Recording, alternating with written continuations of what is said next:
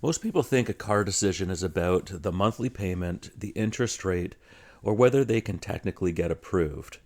But that's not actually the real decision. The real decision is this: what happens to the entire household financial system after the vehicle enters it? Because a vehicle is not just transportation. It is a recurring cash flow commitment, a depreciation asset, a leverage mechanism, an insurance cost amplifier, a maintenance risk exposure, and a structural pressure source that reshapes future optionality. Two households can earn exactly the same income, and 5 years later, one household has flexibility, liquidity, resilience, and investment capacity, while the other becomes trapped in recurring obligations. Not because of income, but because of system design. In this video, we're going to analyze vehicle decisions the same way a corporate finance analyst would analyze capital allocation decisions inside a firm. Not emotionally, not socially, not aspirationally, systematically. Most people ask, can I make the payment?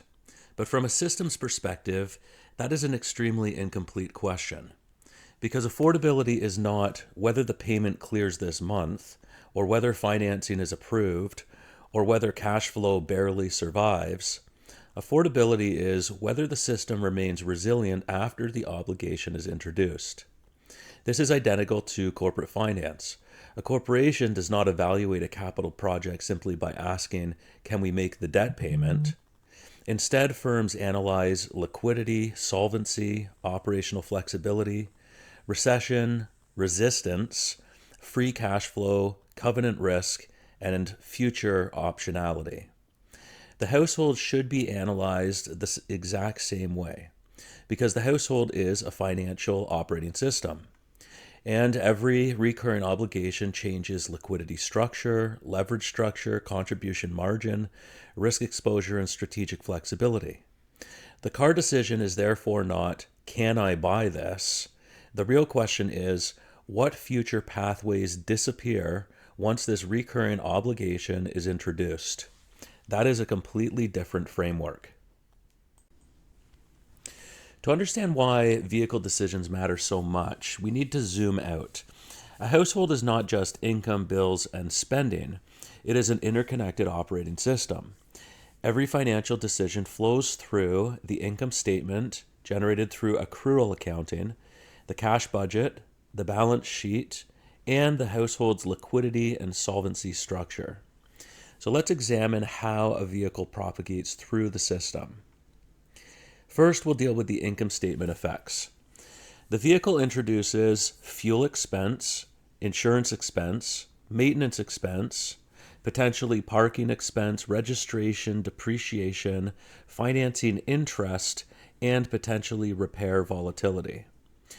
These recurring expenses reduce free cash flow, savings capacity, and future investment flexibility.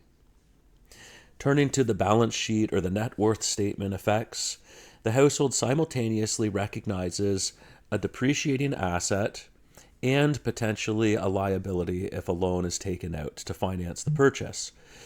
The problem is the asset typically declines in value faster than the liability declines, meaning the structure can become financially fragile surprisingly quickly, especially early in financing arrangements. Thirdly, cash flow effects. The vehicle creates recurring outflows that cannot easily be eliminated, behave almost like fixed costs, and increase household operating rigidity. This is very similar to operating leverage and financial leverage inside corporations. And in fact, we can add these items in the contribution statement to show what the degree of lifestyle leverage and degree of financial leverage is. As fixed obligations rise, the household becomes increasingly dependent on stable income. Next, we turn to liquidity effects.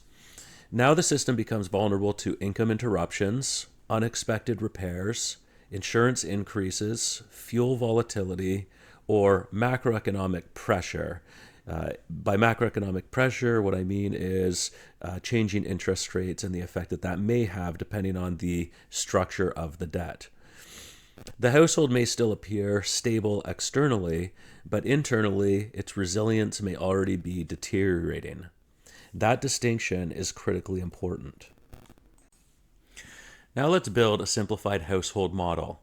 Two households, same income, same city, same family structure, same starting net worth, but different vehicle decisions.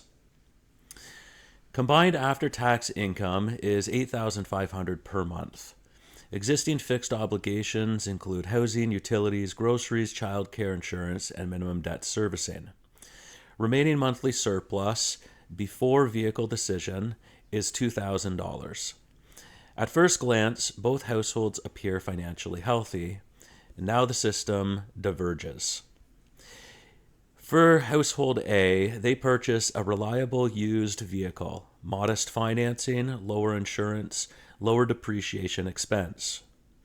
The monthly total vehicle ecosystem cost is approximately $650 per month.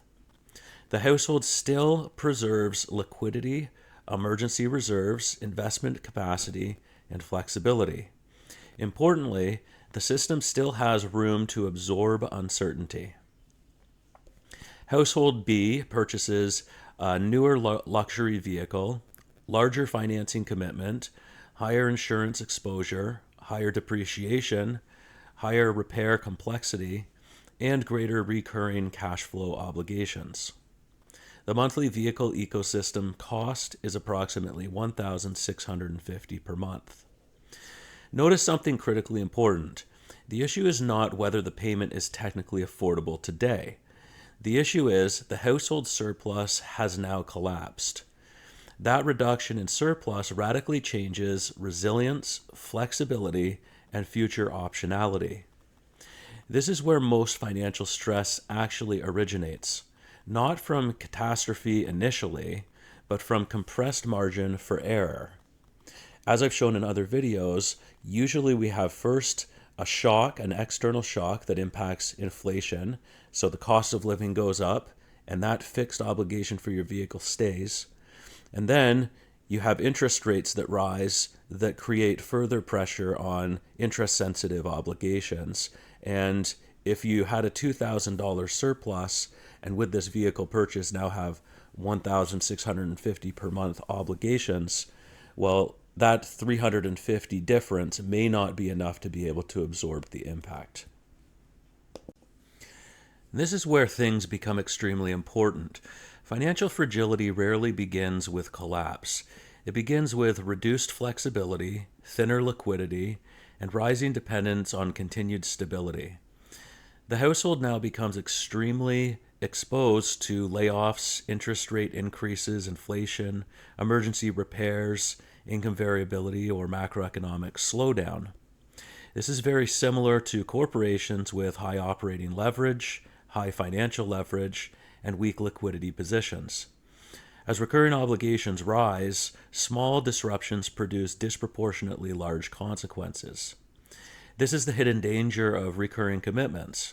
The system gradually loses adaptability, resilience, and optionality.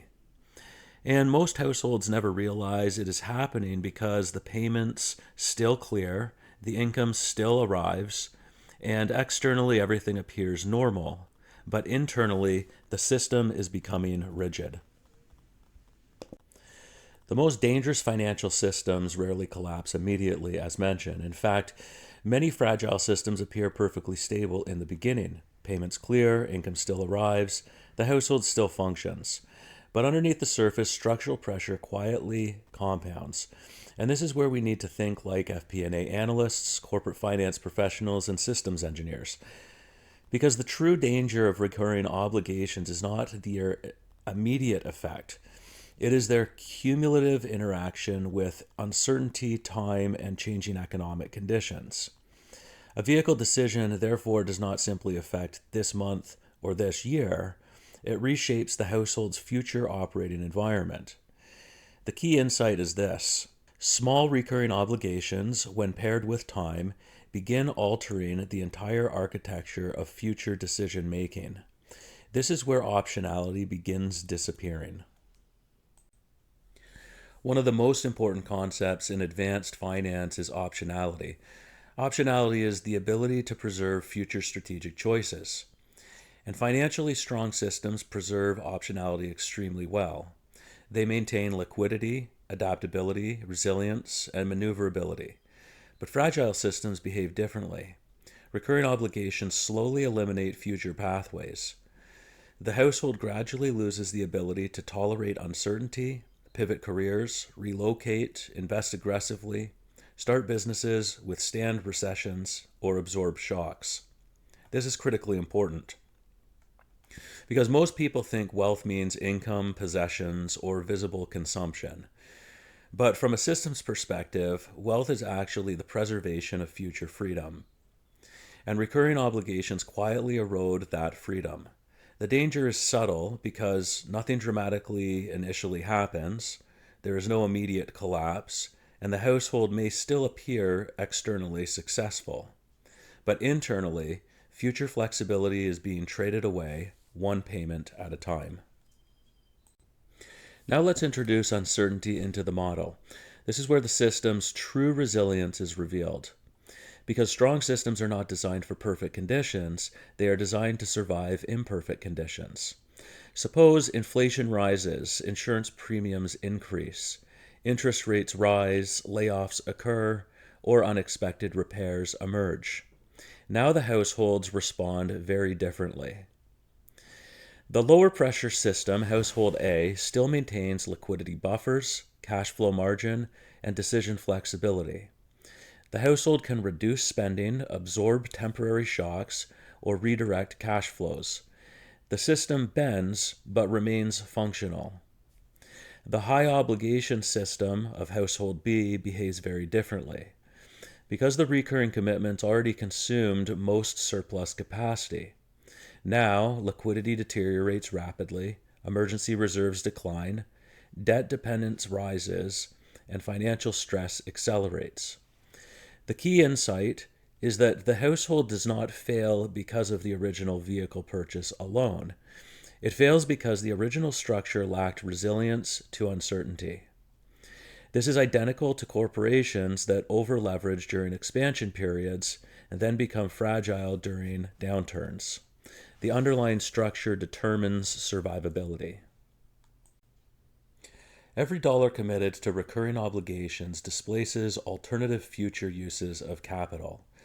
This is one of the most overlooked concepts in household finance, because the vehicle payment is not just a payment or a transportation cost, it is also reduced investing, reduced liquidity accumulation, reduced business formation capacity, reduced flexibility, and reduced future compounding. This creates what we could call a displacement effect, where present consumption quietly crowds out future resilience.